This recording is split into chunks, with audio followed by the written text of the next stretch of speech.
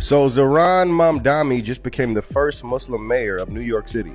And 50 Cent, who is a New York native, is not too happy about that. In fact, he just posted this on his Instagram, saying rest in peace to New York City.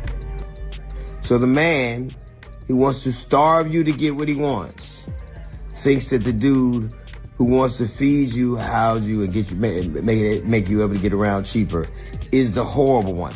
That tells you everything you need to know about where we are. DL Hughley just went off on 50 Cent, and this time he's not holding back. He called him out for acting like he's still for the people, when in reality, he's living like a millionaire who's forgotten what struggle even looks like. DL said he's tired of watching rich celebrities preach about real-life problems, but freak out the second someone actually tries to fix them. And right now, that someone is Zohran Mamdani, New York City's brand new mayor. The man hasn't even unpacked his boxes in City Hall yet, but 50 Cent's already declaring the city dead. Can you believe that? DL caught wind of it, and now he's firing warning shots at 50, calling him out for being fake and disconnected. So here's how this whole mess started. Zohran Mamdani just made history as NYC's first Muslim mayor and one of the most progressive candidates the city's ever seen. His campaign was all about the people. Rent freezes, affordable housing, free public transit, basically making New York livable again for working folks instead of catering to the elite. And that's exactly what's got 50 losing his cool.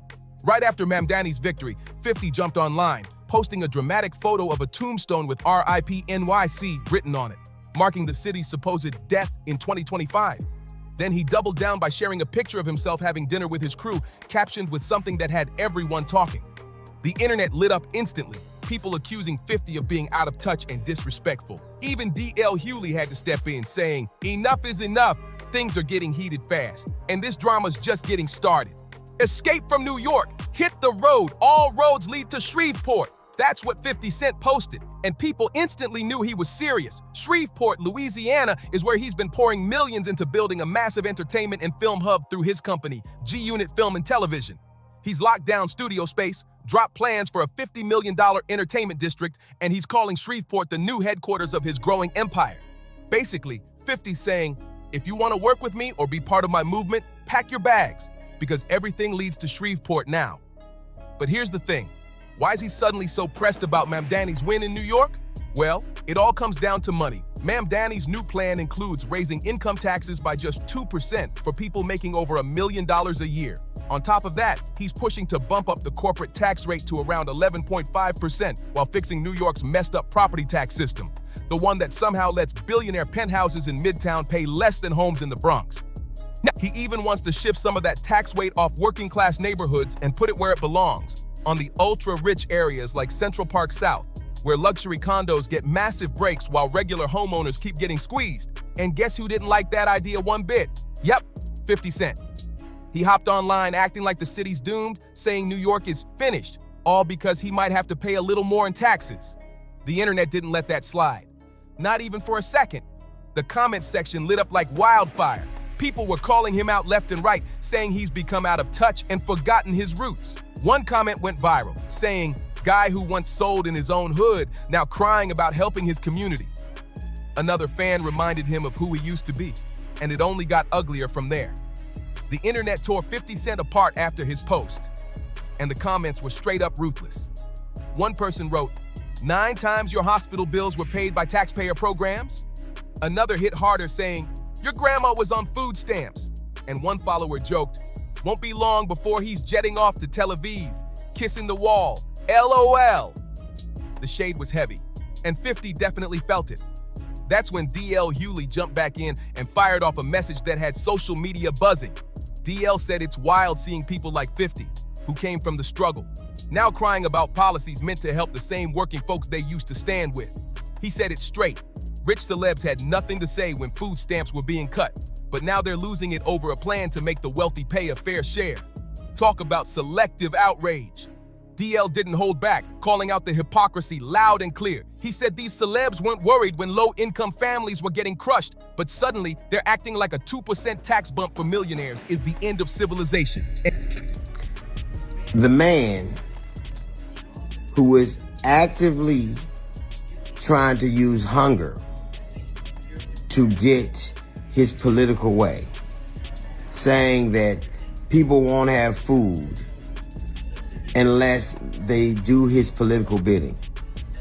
It's saying that the man who wants to make rent cheaper, public transportation cheaper, and food cheaper is the one who is ruining America.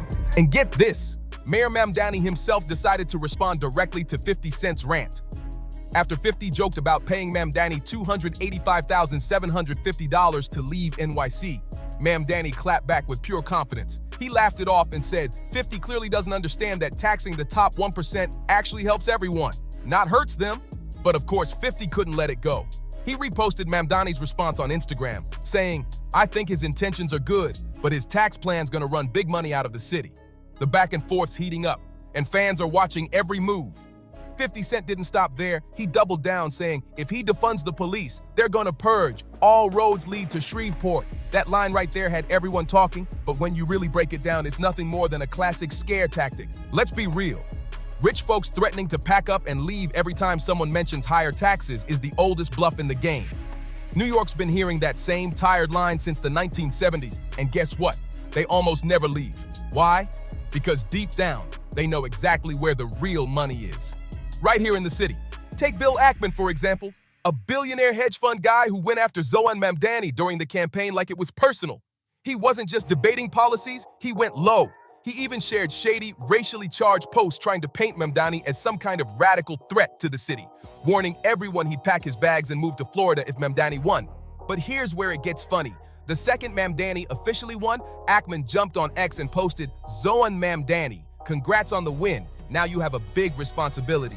If I can help NYC, let me know how. Wait, what happened to running off to Florida? Exactly. He never meant it. The whole I'm leaving act was just part of the play, an intimidation move meant to scare voters before the election.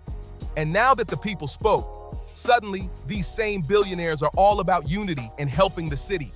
That's the truth behind all these escape threats. It's not about leaving, it's about control. Every time power even shifts a little toward regular people, the elites start fear-mongering, pretending the economy's gonna collapse, acting like they're victims. But deep down, they're just scared of losing their grip. Here's the real deal.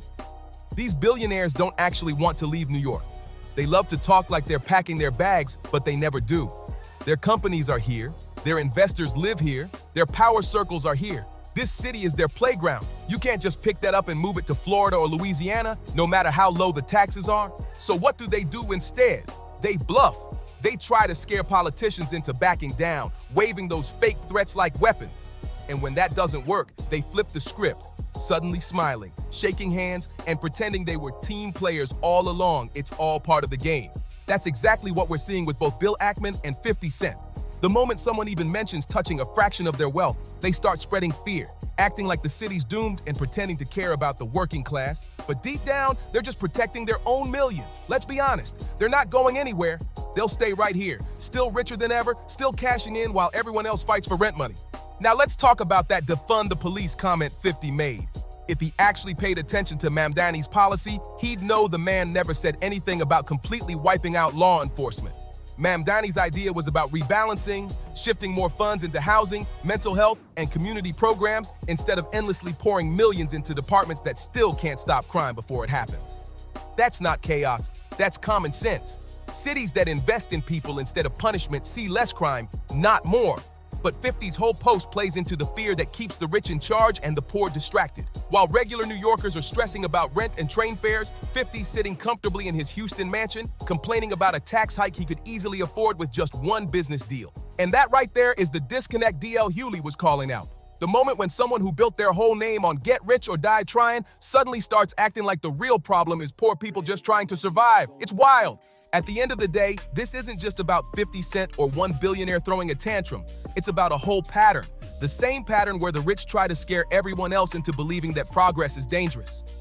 The second someone talks about fairness or helping the people who actually make the city run, the elites start yelling collapse and chaos, like the world's ending just because they might pay a little more. Mamdani's not talking about destroying New York. He's talking about fixing it. He's pushing for a city where regular folks can breathe again, where rent isn't crushing, trains actually work, and people can afford to live without drowning in bills. But that kind of progress, oh, it's got the wealthy terrified. And here's the funniest part. The same people crying RIP New York are still right here, still throwing parties, still cashing checks, still making millions off the same city they claim is finished. So who's really losing here? Now I want to hear what you think. Do you agree with 50 that Mom Danny's plan is gonna ruin New York? Or do you think he's just another one who forgot where he came from once the money hit? Drop your thoughts below. Hit that like, share, and subscribe. And I'll see you in the next one.